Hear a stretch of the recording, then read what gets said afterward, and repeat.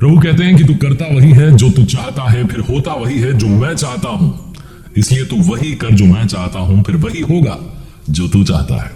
10 अध्याय तक जो हमने बात की, जो सार समझा, भगवान श्री कृष्ण ने अपने सखा को बताया कि मैं कौन हूं, अपनी विभूतियों का विस्तार से वर्णन किया, कर्म क्या होता है, यज्ञ क्या होता है, सब कुछ समझाया। अब 11 अध्याय के प्रारंभ में धनुर्धर अर्जुन ने प्रभु से प्रार्थना की, कहा कि आप मुझे अपनी विभूतियों के बारे में विस्तार से बता चुके हैं, लेकिन अब मैं उन्हें देखना चाहता हूं। क्योंकि सुन लेने के बाद देखना बाकी रह जाता है, प्रत्यक्ष दर्शन बाकी रह जाते हैं।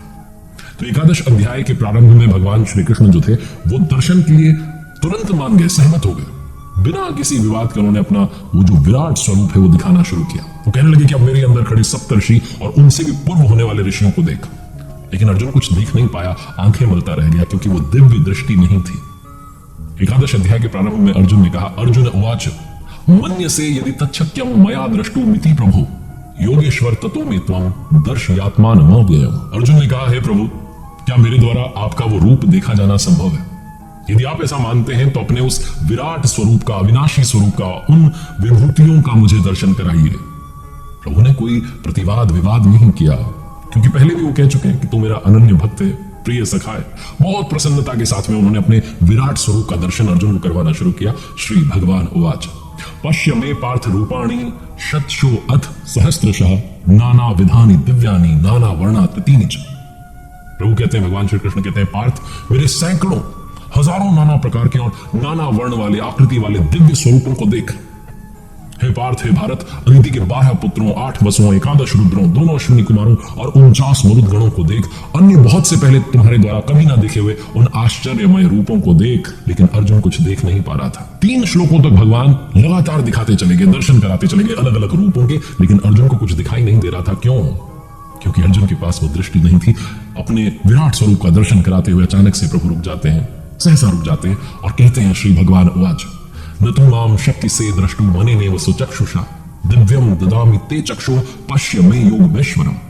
हे अर्जुन, तू मुझे अपने इन नेत्रों द्वारा, चर्म चक्षुओं द्वारा नहीं देख पाएगा, समर्थ नहीं।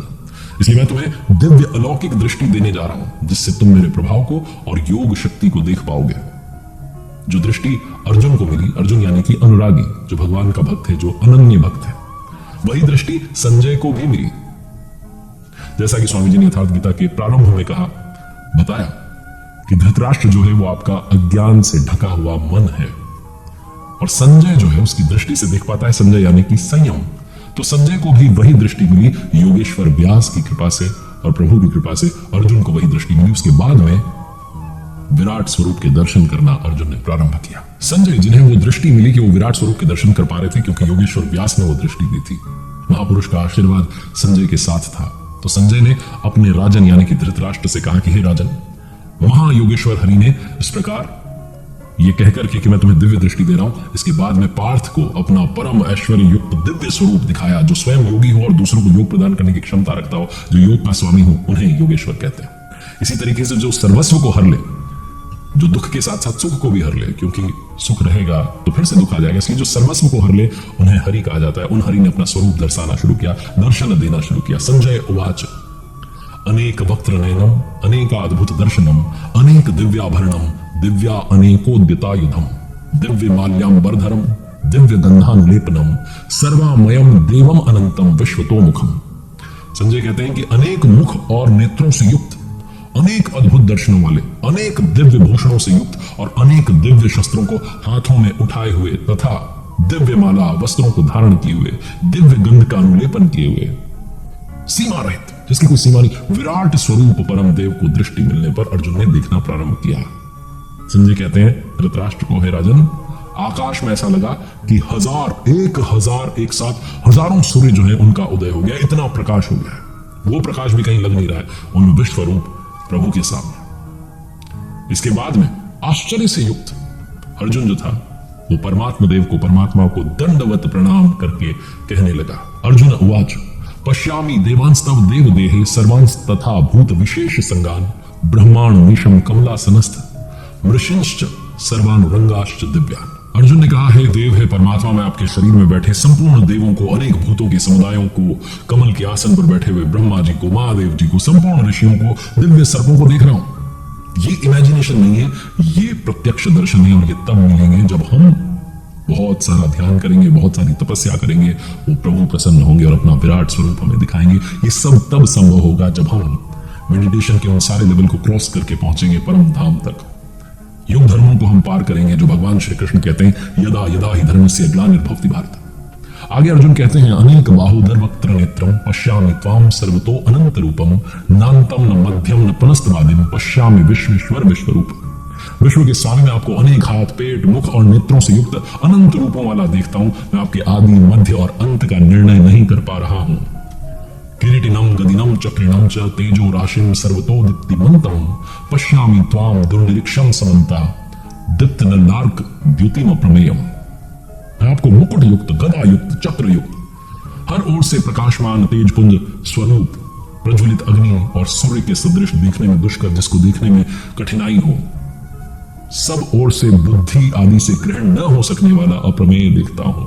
जब ये विराट स्वरूप अर्जुन ने देखा तो प्रभु की स्तुति करने लगा। अर्जुन उवाच अमीहि त्वाम सुरसंगा विशन्ति केचिद भेदाः प्राञ्जलयो गृह्णन्ति स्वस्तित्युक्त्वा महर्षि सिद्धसंगाः स्तुवन्ति त्वाम स्तुतिभिः पुष्कलाभिः। अर्जुन ने कहा वे देवताओं के समूह आप में ही तो प्रवेश कर रहे हैं। कई सारे तो भयभीत होकर के हाथ जोड़ करके आपके गुणों का गुणगान कर रहे हैं। महर्षि और सिद्धों के समुदाय स्वस्ति वाचन कल्याण हो ऐसा कहते हुए संपूर्ण स्तोत्रों द्वारा आपकी स्तुति कर रहे हैं।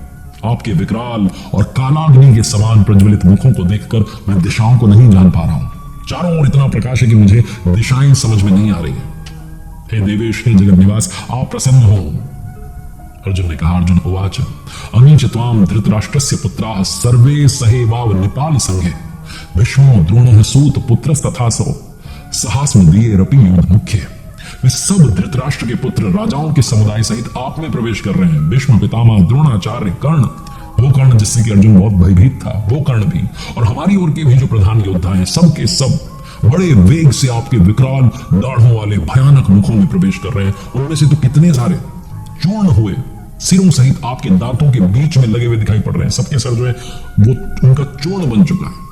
वो किस वेग से प्रवेश कर रहे हैं ये अर्जुन कहते हैं यथा नदीनाम बहवो अम्बुवेगाः समुद्रमेवाभिमुखा द्रवन्ति तथा तवामी नरलोक वीरा विशन्ति वक्त्राण्य भीमि ज्वलन्ति। अर्जुन ने कहा जैसे नदियों के बहुत से जल प्रवाह अपने आप में बहुत विकराल होते हैं लेकिन तब भी समुद्र की ओर दौड़ते हैं, समुद्र में प्रवेश करते हैं, ठीक वैसे ये जो शूरवीर है अपने आप में बड़े बलवान हैं, ये सब के सब आपके प्रज्वलित मुखों में प्रवेश कर रहे हैं। ये बलवान तो है लेकिन आपके आगे अत्यल्प है। अर्जुन कहते हैं इसको उसका उदाहरण देते हुए यथा प्रदीप्तम ज्वलनम पतंगा विशन्ति नाशाय समृद्ध वेगा तथैव नाशाय विशन्ति लोका स्वापि वक्त्राणि समृद्ध वेगा। जैसे पतंगा नष्ट होने के लिए प्रज्वलित अग्नि में प्रवेश करता है, ठीक वैसे ही ये भी नष्ट होने के लिए आपके मुखों में प्रवेश कर रहे हैं।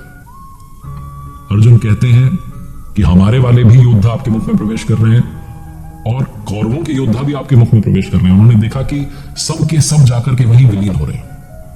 स्वामी जी यथार्थ गीता में इसका तात्पर्य समझाते हैं पहले जो आसुरी संपद होती है, जो विकार होते हैं, वो परम तत्व में विलीन हो जाते हैं और उसके पश्चात देवी संपद जो होती है वो भी विलीन हो जाती है, क्योंकि उसका भी उसके बाद में कोई तात्पर्य नहीं रह जाता, वो भी उसी स्वरूप में जाकर के शांत हो जाती है।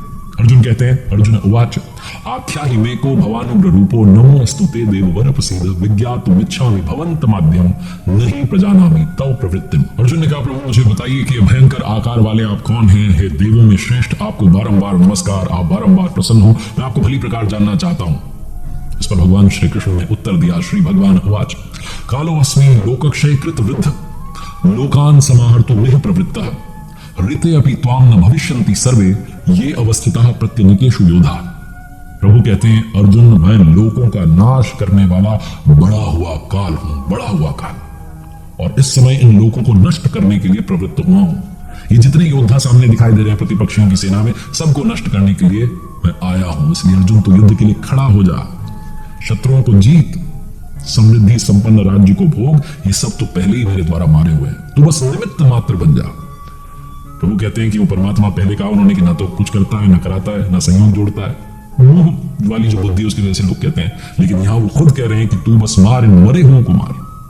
इसका तात्पर्य ये है कि जो अनुरागी होता है, जो स्तर का साधक होता है, जो स्तर तक पहुंच जाता है, जैसे प्रभु कहते हैं कि तू मेरा प्रिय है, उसके लिए प्रभु स्वयं खड़े हो जाते हैं। और जो यहां बात की गई संपन्न राज्य को भोगने की, ये वो सुख है जो परम धाम की प्राप्ति के बाद मिलता है। प्रभु का कहने का मतलब यह है कि परमात्मा और प्रकृति के बीच में स्वामी जी यथार्थ गीता में स्पष्ट करते हैं कि एक वो रेखा होती है, जब आप उस रेखा को पार कर जाते हैं तो आपका जो भी कार्य हो रहा है वो प्रभु स्वयं करते हैं। उससे पहले ये मोह वाली बुद्धि है जिसमें आकर के हम कहते हैं कि वो सब करा रहे हैं, वो सब नहीं करते। वो सब तब करते हैं जब हम उस स्तर के साधक बन जाते हैं। अर्जुन ने जब ये विराट स्वरूप देखा तो अर्जुन कहने लगा कि हे अत्यंत सामर्थ्य वाले, आपको आगे से पीछे से नमस्कार हो, बारंबार नमस्कार हो, क्योंकि आप सब ओर से संसार को व्याप्त किए हुए हैं, आप सर्वरूप हैं, सर्वत्र हैं, जहां देख पा रहा हूं आप ही दिख रहे हैं। बारंबार प्रणाम करके नमस्कार करके भयभीत हुआ अर्जुन, डर गया था। अर्जुन ने अपनी भूलों के लिए क्षमा याचना की। अर्जुन ने कहा, अर्जुन उवाच सखेति मत्वा प्रस्भवं यदुक्तम, हे कृष्ण हे यादव हे सखेति अजानता महि मानं तवेदं मया प्रमादात प्रणयेन वापि। अर्जुन ने कहा कि मुझे आपका यह प्रभाव नहीं पता था, इसलिए मैंने आपको सखा मानकर, मित्र मानकर, दोस्त मानकर, प्रेम से, प्रमाद से कभी हे कृष्ण हे यादव हे सखा कह दिया हो, कभी कोई मैंने आप पर टिप्पणी कर दी हो, हंसी के लिए मैंने कुछ बात कह दी हो, लोगों के सामने अपमानित कर दिया हो, तो मुझे बारंबार क्षमा करें। जैसे पितामह अपने बच्चों को क्षमा करते हैं वैसे ही आप मुझे क्षमा करें। कृष्ण कहना गलत नहीं था क्योंकि उनका नाम था, सांवला उनका रंग था, गोरे थे नहीं। यादव कहना गलत नहीं था, यदुवंशी थे। सखा कहना गलत नहीं था क्योंकि अर्जुन के सखा थे। बारंबार क्षमा मांगने लगा अर्जुन, क्योंकि उसे जब वो प्रभाव समझ में आया तो अर्जुन ने समझा कि इनका नाम ओमकार है, इनका जो परिचायक है, जो सिंबल है वो ओम है। मैंने अपनी अत्यल्प बुद्धि की वजह से, जो मेरी बुद्धि समझ नहीं पाई, दर्शन नहीं कर पाई, उसकी वजह से बार बार इनको नाम से पुकार लिया। स्वामी जी यथार्थ गीता में यही स्पष्ट करते हैं कि जो नाम जपने वाला नाम है, जब आप ध्यान में बैठे, जब आप मेडिटेशन में बैठे, तो कौन सा नाम जपना चाहिए वो भगवान श्री कृष्ण ने स्वयं श्रीमद् भगवद गीता में बारंबार कहा और स्पष्ट किया कि ओम जो है उसके उच्चारण पर बल दिया है। ओमित्येकाक्षरं ब्रह्म व्याहरन् माम अनुस्मर। इस अध्याय के अंतिम छोर में भगवान श्री कृष्ण अपने सखा, अपने मित्र अर्जुन से कहते हैं, श्री भगवान उवाच मया प्रसन्नेन तवार्जुनेन रूपं परम दर्शितुमात्म योगात् तेजोमयं विश्वमनन्तमाद्य यन्मे त्वदन्येन न दृष्टपूर्वम्। अर्जुन की प्रार्थनाएं सुनने के बाद भगवान श्री कृष्ण कहते हैं, अर्जुन मैंने तुम्हारे प्रेम की वजह से अनुग्रह पूर्वक अपनी योग शक्ति के प्रभाव से अपना परम तेजोमय, समका आदि और सीमा रहित विश्व रूप तुम्हें दिखाया, जिसे तुम्हारे सिवाय किसी ने पहले कभी नहीं देखा। भगवान कहते हैं, न वेद यज्ञा अध्ययनेनम दानेन च क्रियाभिर्न तपोभिरुग्रह एवं रूपः शक्य अहम नृलोके द्रष्टुम त्वदन्येन कुरु प्रवीर। प्रभु कहते हैं कि इस मनुष्य लोक में इस प्रकार विश्व रूप वाला मैं ना तो वेद से, न यज्ञ से, न अध्ययन से, न दान से, न क्रिया से, न उग्र तप से और ना किसी और प्रकार से देखा जाने को संभव हूं सिवाय तेरे। तुम्हारे सिवाय ये रूप कोई और देख नहीं सकता। तब तो क्या हमारे लिए श्रीमद् भगवद गीता नहीं है? भगवत दर्शन की योग्यताएं क्या अर्जुन तक सीमित रह गई? स्वामी जी यथार्थ गीता में कहते हैं कि अर्जुन जो है वो अनुरागी है। मिल ही न रघुपति बिनु अनुरागा। जब आपके मन में लगाव आता है, प्रेमोल्लास आता है प्रभु के दर्शन के लिए, तो प्रभु प्रकट होते हैं। सबसे पहले वो भाव जगाइए, सबसे पहले अनुरागी बनिए।